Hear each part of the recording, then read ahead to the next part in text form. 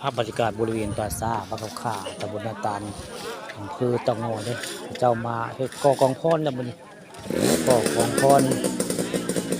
ให้ในหนูอยู่บริเวณ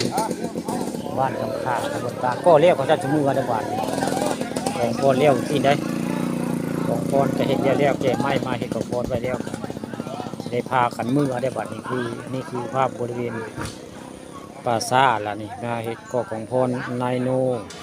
อายุ80 ปี7 เดือนวันนี้หมดเวลาได้หมดเวลากะสิพากันเมื่อละบัดนี้เมื่อในตอนบ่ายสิมาส่งสังขารเพิ่นได้นี่คือภาพบริเวณปราสาทบ้านของข้าตำบลนาตาลอำเภอเตางอยล่ะพ่อของพ่อเรียบร้อยแล้วก็สิพากันขึ้นรถเมื่อได้นี่คือเป็นภาพบรรยากาศตอนเช้าแล้วนี่สิพากันเมื่อแล้วเรียบร้อยแล้วเอาก้อนเกิดเฮ็ดเรียบร้อยแล้วพี่น้อง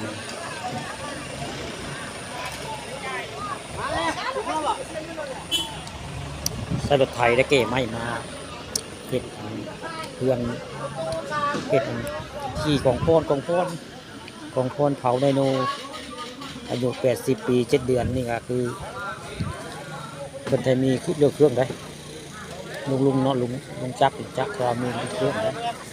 ตัดไม้ไม่ให้กองพรไดโนมันเจ้าเพมาในงานนี่ล่ะผมพ่นเลี้ยวกับเจ้ากระสุนมอสลุมกันแล้วแบบนี้นี่คือภาพในการเจ้าเห็นเลี้ยวกับเจ้าสิมือได้แบบซึ่งมีความขาดไปแล้วตอนบ่ายกับชิมาใหม่มาคือเอาสังขารในโนมาต่อซ่านี่แหละตอนบ่ายนี่ภาพบรรยากาศตอนเช้านะตอนเช้าแล้วกับเจ้าสิมือได้แบบผมพ่นกับเลี้ยวแบบแฮปปี้อินดิ้งนะนั่นแหละคือกองพรของนายโนก็คำค่าอายุ80 ปี 7 เดือนแหละ